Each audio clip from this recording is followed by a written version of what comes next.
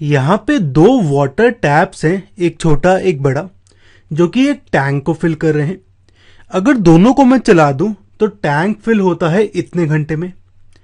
हमें बताना है कितना टाइम लगेगा ईच टैप को सेपरेटली फिल करने में।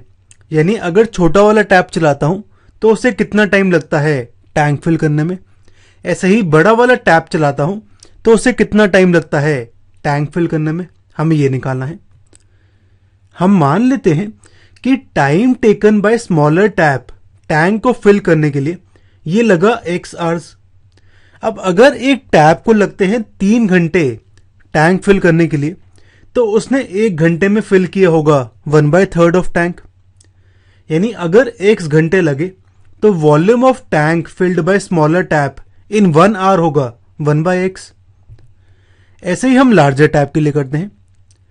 अब मुझे गिवन है कि जो लार्जर टैप है उसे लगा 10 आवर्स लेस, यानी time taken by larger tap होगा time taken by smaller tap -10, यानी x -10 आवर्स।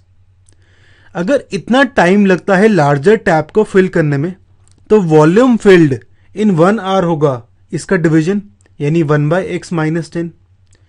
तो हमारा यहां पे आ गया कि स्मॉलर टैप को 1 घंटे में इतना वॉल्यूम फिल करता है टैंक का, और जो लार्जर टैप है वो 1 घंटे में इतना वॉल्यूम फिल करता है टैंक का।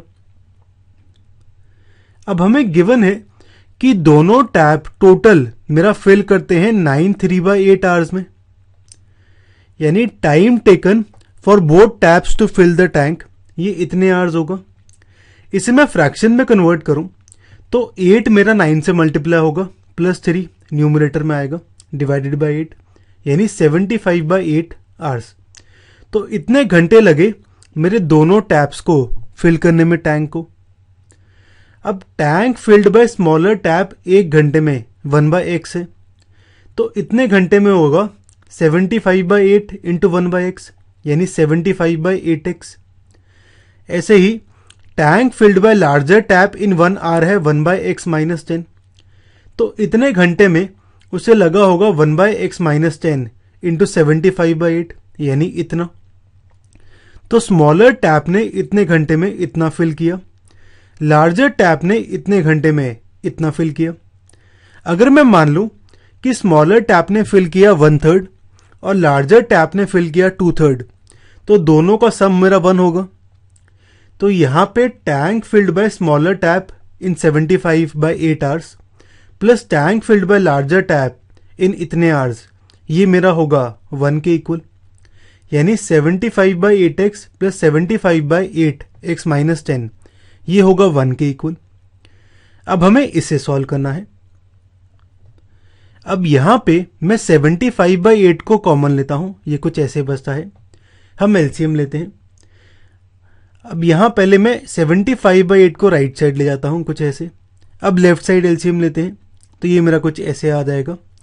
x -10 मेरा यहां पे लेफ्ट साइड मल्टीप्लाई होगा, x राइट साइड, तो ये आएगा x -10 प्लस x, डिवाइड होगा x इंटू x -10, कुछ ऐसे। ये मेरा कुछ ऐसे आ जाएगा। इसे हम मल्टीप्लाई करके सॉल्व करते हैं, तो ये कुछ ऐसे आ गया।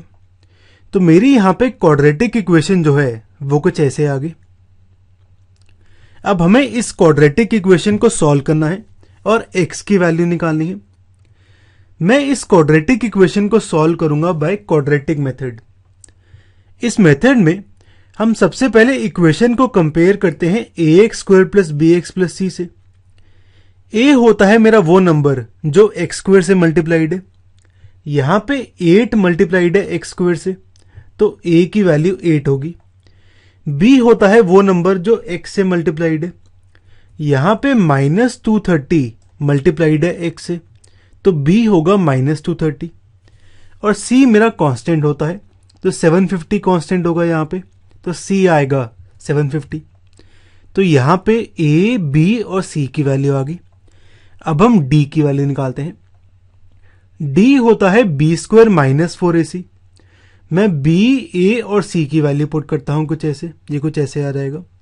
इसे हम सॉल्व करते हैं, तो d आता है मेरा 28900। अब यहां a, b, c और d की वैल्यू आ गई, इस मेथड में जो मेरे रूट्स होते हैं वो कुछ ऐसे होते हैं। x होता है minus b plus minus root of d by two है।